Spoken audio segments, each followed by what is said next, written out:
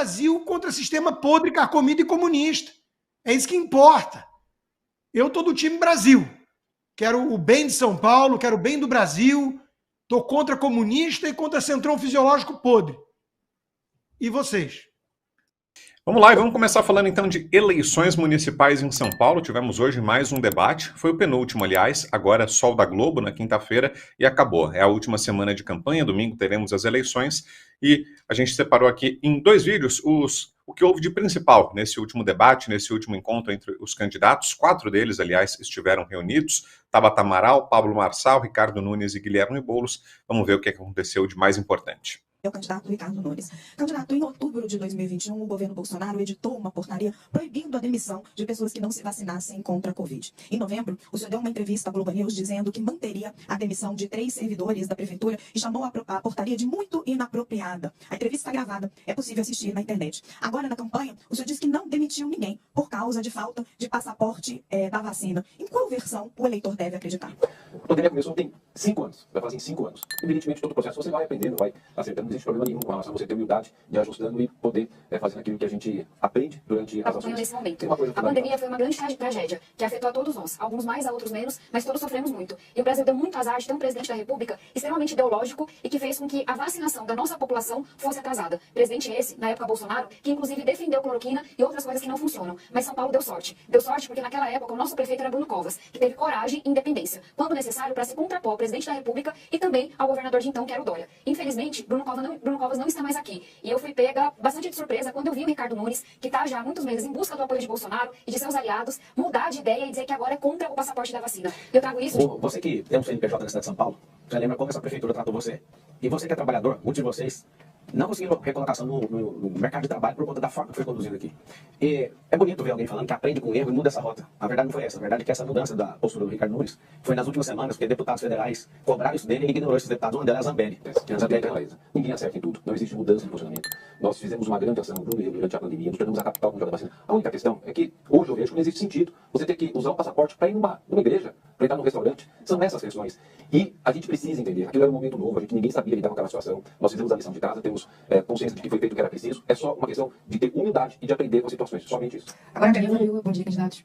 Candidato Guilherme Boulos, você já disse que era a favor da legalização da maconha e do direito das mulheres de decidir sobre o aborto. E o senhor se negava a reconhecer a Venezuela como uma ditadura. Agora, em busca do eleitor de centro, o senhor tem recuado ou mudado de posição sobre esses temas. Então, sem caracterizar com esses recursos, corre o risco de acabar com o eleitor de centro, se essa estratégia de moderação não colar, e também de perder parte do eleitorado de esquerda, que pode ficar frustrado com essa nova roupagem? A resposta é do candidato Guilherme Boulos. Bom dia a vocês, bom dia Fabio, aos candidatos. Ana Luísa, obrigado pela sua pergunta. Olha, se tem uma coisa que ninguém pode dizer de mim, é não ter coerência com os meus princípios. Aliás, é por isso que eu sou tão atacado nas eleições, por isso que me chamam de radical, porque eu não nego a minha história, não nego os meus compromissos e os meus valores. Isso sempre fui de peito aberto para falar da minha história, para defendê-la. Há candidatos aqui que se perguntar o que fez no verão passado, vão gaguejar para responder. Eu não. Defendo meus princípios, minha história, tenho firmeza, tenho coragem e convicção. As pessoas podem discordar de mim, mas negar isso de forma alguma. A questão é que tenta-se fazer um debate ideológico numa eleição municipal, onde se deveria discutir os grandes temas da cidade. Alguém acha que quem sai cedo lá de Jardim São Luís, a preocupação dele é a Venezuela ou é o ônibus lotado? Alguém acha que quem fica 8 horas numa UPA, a preocupação é as posições ideológicas de um candidato ou é o que ele vai fazer para a saúde? As apostas e jogos online explodiram sem regulamentação no país e causam transtornos mentais gravíssimos, problemas sociais e dívidas impagáveis. Isso é consequência de uma série de projetos aprovados pelo Congresso Nacional. Um deles foi votado em dezembro de 2023 e liberou as apostas esportivas e voltou a liberar os cassinos online. A senhora estava presente nessa sessão, mas não registrou o voto. Por que a senhora se absteve nesse que é um dos maiores dramas do país atualmente? Thaís, apesar de não ter esse voto específico registrado, a minha posição é conhecida. Nós precisamos de uma lei dura e firme para regulamentar esses jogos. Nas redes em debates, o senhor passou a campanha acusando Guilherme Boulos de usar cocaína, quando na verdade o processo que embasava essa tese era de um homônimo, como a Folha mostrou. Mas em ação na justiça, seus advogados negaram que o senhor tenha feito isso e disseram que a expressão aspirador de pó se refere, abre aspas, a algo que atrai lixo. Por que o senhor diz uma coisa para o leitor e outra na justiça? A resposta do candidato Pablo Marçal. O seu advogado fez essa defesa, ele está buscando uma defesa técnica. Agora, os nomes Espraiada, Hospital do Servidor e algumas outras coisas mais que eu vou trazer essa semana, eu prometi mostrar na última semana e vou falar sobre isso. Terminou minha resposta. Eu queria dizer aqui, né, eu vou dizer para vocês o que está por trás. Primeiro, ele inventou a mentira, que a repórter já disse aqui. Bom, aí alguns dos momentos das perguntas dos jornalistas, tá, gente? Vocês perceberam que o vídeo estava um pouquinho acelerado, o pessoal tá aqui no chat reclamando, a gente acelerou porque tem bastante coisa, e depois tem um segundo vídeo que a gente vai mostrar também com alguns outros trechos que são legais de repercutir. Vamos lá, vamos ouvir o Constantino e o Salles, aliás, já chegou o Salles, já recebi aqui a informação que ele já está conectado, nosso Ricardo Salles. Começar contigo, Consta, que destaca aí dessa primeira parte que a gente trouxe. Bom, primeiro eu acompanhei a dificuldade da plateia aí em entender o que estava sendo dito nessa velocidade de esquilo cafeinado, né? Mas, por um lado, eu agradeço a produção, porque não dá para ficar ouvindo Tabata, Boulos em velocidade normal, né? É muito castigo, então é até melhor acelerar. Veja, tentando espremer o conteúdo, né? O Boulos, por exemplo, diz que o eleitor não está preocupado com questões ideológicas, com Venezuela. É uma eleição municipal, até acho que a questão local, lembrando sempre que o cidadão vive na cidade, né? A questão local muitas vezes é o que importa mesmo. Esgoto, segurança, escolas municipais e por aí vai. O problema é que a ideologia que o radical Boulos endossa ferra tudo isso na ponta, né? Estraga a qualidade de todos os serviços, por exemplo, substituindo a verdadeira formação do ensino público por doutrinação ideológica, né?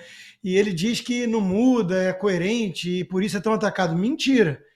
Ele muda e muda muito. Ele frequenta cultos evangélicos, ele bota roupinha diferente e fala mais mansa, ele vira contra a legalização das drogas e diz que experimentou maconha lá atrás, mas o teste toxicológico ele não quer fazer. Que mais? Ele diz que quer fortalecer a guarda municipal, sendo que ele sempre defendeu os marginais, né, e demonizou a polícia. Então ele mente, acima de tudo ele mente. Então eu estou falando do Boulos em particular porque é o candidato mais radical, cuja presença com chances concretas de ir para o segundo turno, todo mundo embolado ali perto de 20%, é algo que devia estar assustando todo mundo decente e parando para falar, calma aí, o que está acontecendo? São Paulo tem risco de ir para gestão de um comunista, aliás, de um partido que não tem nenhum gestor, o único que tem é o mais mal avaliado, porque é uma desgraça, né? Não tem nenhum gestor de grande cidade, e o cara é um cara que até ontem estava jogando coquetel Molotov em Fiesp, invadindo propriedade. Então, isso devia parar São Paulo, para a gente falar, calma aí, o que está acontecendo? Infelizmente, a mídia trata com normalidade esse comunista invasor, mas não o Pablo Marçal. O Pablo Marçal é o esquisito, ele estar disputando é que é um sintoma de alguma doença grave, porque na verdade estragou o teatro das tesouras da turma. O Boulos é visto com nota 3, 4 pelos jornalistas de até 5, né? E o Marçal é o esquisito, é o cara que está avacalhando a eleição. Isso, para mim, o Brown, devia ser um motivo de reflexão. E do lado da direita, enquanto devia estar todo mundo falando assim, peraí, cara, menos o Boulos, né? Temos que concentrar 100% das energias e atacar o Boulos. A gente vê o quê? Pastor Silas Malafaia detonando o Nicolas Ferreira. Então, alguma coisa está muito errada. Acho que está faltando um pouco de senso de prioridade, de proporção, de união, para entender o que está em jogo aqui. Essa é a minha principal reflexão nessa tomada que vocês mostraram aí, né? Porque, infelizmente, o Boulos não pode ser levado a sério. Tem lá Tabata Amaral, que é para-choque de comunista, tem o jogo todo do sistema, né? Eu acho que o Ricardo Nunes não encanta ninguém da direita, mas o Bolsonaro conseguiu emplacar um vice, ele está, como mostrou aí na questão até da vacina e tudo, fazendo alguma revisão histórica das suas posições, em que pese, né, não ter a coragem de assumir realmente aquilo foi um erro, ele sai pela tangente porque ele não quer perder essa imagem que a Tabata enaltece do Bruno Covas, por exemplo. Né? Hoje, com o benefício do tempo, a gente sabe que foi um grande equívoco esses gestores municipais, estaduais e federais que escutaram a voz da ciência, o marxista Tedros Adhanom da OMS e o embusteiro Dr. Fauci nos Estados Unidos. Isso foi um grave erro. Lockdown, vacina obrigatória, passaporte vacinal, isso tudo foi um erro. Foi um erro. Até gente de esquerda reconhece isso, como o tal do Escobar. Aí, logo depois, vai lá apagar os rastros, porque a gente lembra que Bill Gates, que os globalistas, esse pessoal tem muito poder e é muita influência até mesmo na turma de esquerda. Mas foi tudo um erro. O Ocidente fracassou nesse teste. E acho que as pessoas deviam ter coragem de vir à tona agora e assumir esse erro em vez de sair pela tangente como o Nunes ou de insistir no erro e dobrar a aposta como a para-choque de comunista Tabata Amaral. Ô Salles, antes de passar para você, tem mais um trecho aí do debate, agora dos enfrentamentos e das perguntas entre os candidatos. Se prepara aí que está na velocidade 2 também, tá acelerado, mas dá para a gente entender. Vamos ver. Aliás, nessa eleição, gente, a gente tem dois laranjas do Bolsonaro. O Ricardo Nunes, o Pablo Marçal, representam isso. O Bolsonaro botou ali um ovo em cada cesta, né? Apostou em 2 cavalos para ver os dois brigando, ver qual dos dois chega no segundo turno, para ele querer apoiar, tentar nos derrotar, né? E com isso, a partir disso, botar a mão sobre São Paulo e mandar na prefeitura da cidade. E nós vamos derrotá-lo. Essa é a minha missão nessa eleição. Candidato, ó, de fato, se for laranja, você recebeu 30 milhões de reais, você que é o laranja aqui. Como você usou. Recebeu do Lula, você é laranja dele. Bolsonaro, você fez alguma coisa na minha campanha? Você gravou algum vídeo pra mim? Você me deu alguma força nessa campanha? Não. O Valdemar Costa Neto usou. O Nunes também colocou 15 milhões de reais. A gente elege as pessoas lá no PL pra transferir dinheiro público para a campanha de Ricardo Nunes. Isso é justo?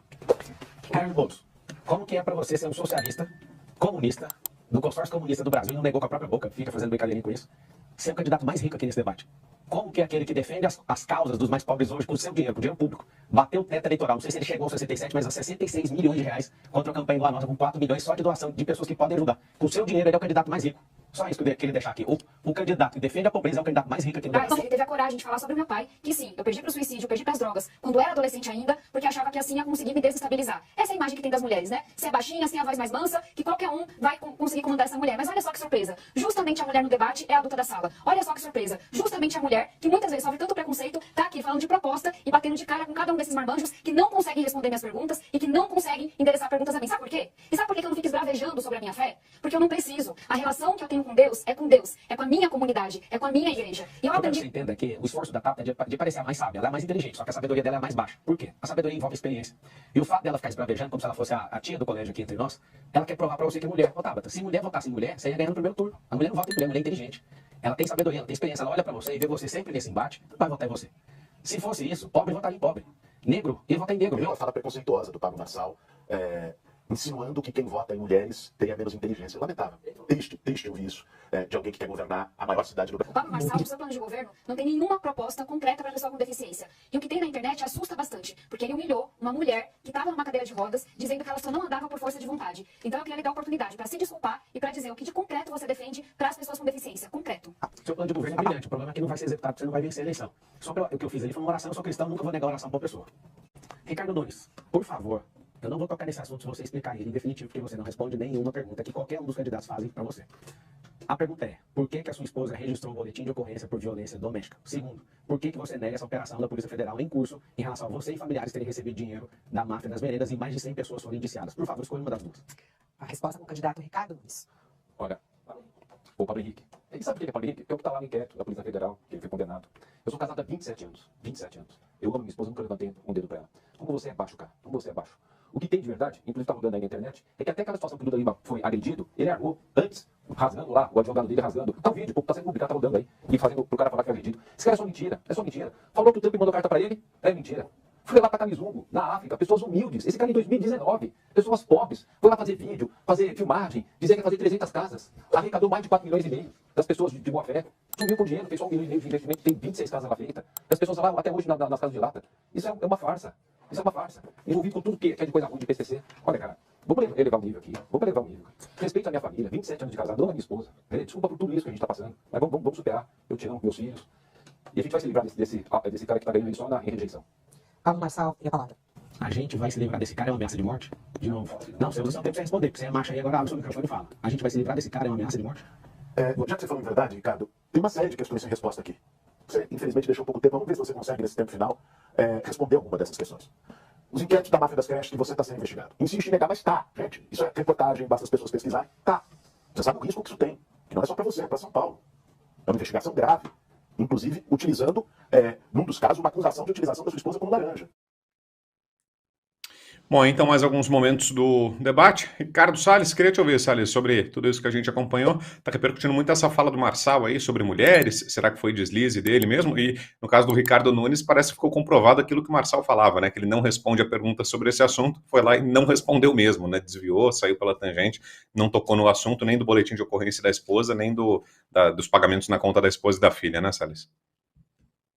Bom, com relação à fala do Marçal de que mulher não vota em mulher porque é inteligente, obviamente que ele quis dizer, é só assistir o vídeo alguns segundos depois, ele quis dizer que mulher não vota em mulher só porque é mulher. Né? A mulher escolhe o candidato pelas suas qualidades, evidentemente que ele quis dizer isso.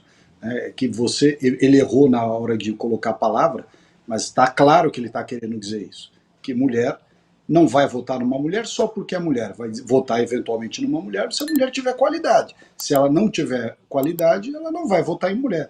Isso é evidente.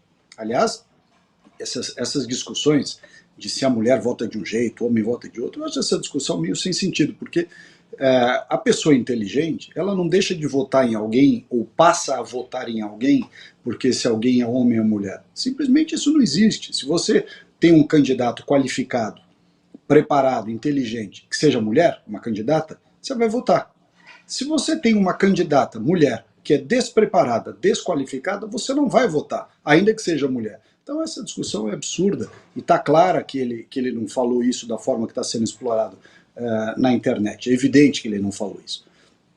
Mas o pessoal está usando e campanha é isso mesmo. Você deslizou numa palavra, o pessoal usa. Também não tem não é nenhuma atitude inédita de campanha eleitoral, você vê as campanhas dos adversários utilizando ou deturpando, de certa forma, esticando a corda naquilo que uma pessoa tenha dito. Isso também está sendo usado com relação a outros candidatos. Então, embora me pareça claro de que ele não fez essa fala antifeminina, que estão querendo dizer que ele falou, também o fato de usarem isso não é novidade, também não é motivo para dizer, nossa, nunca foi feito no mundo. Tal. Isso acontece toda hora.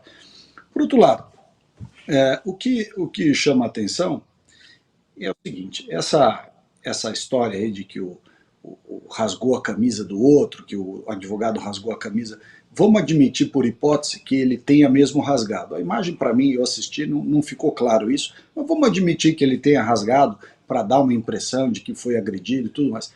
Espera um pouquinho, perto da roubalheira, da sacanagem, de todas as coisas absurdas que são feitas dentro da máquina pública, de desvio de dinheiro, de extorsão, chantagem, de tomar dinheiro de contribuinte na beira do balcão para dar licença, para dar alvará, para isso. Ou seja, essas malandragens que acontecem por gente desqualificada da política brasileira em várias administrações, o cara rasgou a camisa ou deixou de rasgar a camisa, não é o que é relevante. A gente está saindo do que é relevante na cidade de São Paulo.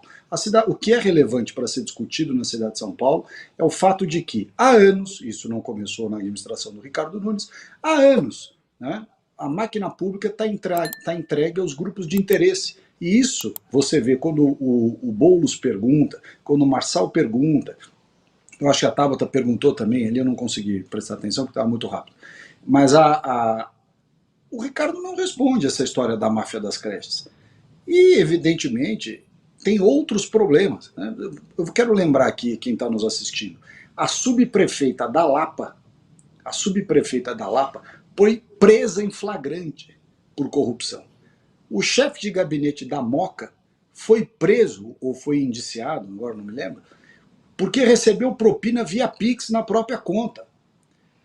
O sujeito lá, que não sei, acho que Jaçanã, agora não lembro mais, foi pego, extorquindo para dar um alvará. Ou seja, qual é o termômetro disso? A razão disso é que as subprefeituras de São Paulo foram entregues para os vereadores para criar base política. Qual era a acusação do Mensalão? Qual era a acusação do Petrolão? Qual era a acusação de todos os escândalos do PT? Que o PT, ele próprio fez, e ele também loteou o governo federal nos mandatos em que teve Lula e Dilma, para ganhar apoio. Né, e loteou dizendo assim, faça o que quiser, pode roubar à vontade, extorquir, desviar. O PT fez isso nas empresas todas, né, na Caixa Econômica, no Banco do Brasil, na Petrobras, no Fundo de Pensão, em tudo. Então essas práticas de você entregar órgãos da administração para político deitar e rolar, para político porteira fechada, fazer o escândalo que ele quiser fazer, o desvio, a corrupção que ele quiser fazer em troca de apoio político, são essas coisas da política brasileira que têm que ser extirpadas, tem que acabar. Então acho que é isso que tinha que estar no foco da cidade de São Paulo. A cidade de São Paulo, o debate que está tendo aí, você vê esse debate, o Boulos, né, falando certas coisas, o Boulos é o fim da picada, realmente. Como o Rodrigo falou aqui, as pessoas dizerem, não, o Boulos até é um candidato legítimo. Pô, o cara invadiu, quebrou a Fiesp, invadiu o órgão público, tem uma série de vídeos dele dizendo que o que são vidraças perto do prejuízo que a Fiesp causa para o país. Fora aquela palhaçada que dizia, olha, inventamos a cisterna. Precisa avisar os romanos, há 2000 anos atrás, que os caras tinham cisterna já, e o cara fala como se fosse uma grande criação dele. Então, veja só, o debate para a cidade de São Paulo, e vai ter o da Globo aí na quinta-feira, que é o último, né? O debate, ele é fundamental para a gente poder tomar uma decisão. A minha decisão como brasileiro eu não gosto de gente de esquema, eu não gosto de gente de sistema que fica se reelegendo, se fecha, né, fica hermeticamente fechado dentro de um mecanismo, como diz aquele filme, O Mecanismo, você fica fechado dentro do mecanismo para não deixar ter renovação política. Acho que o melhor que a gente tinha que ter era prestigiar, Brasil afora, decisões de renovação política.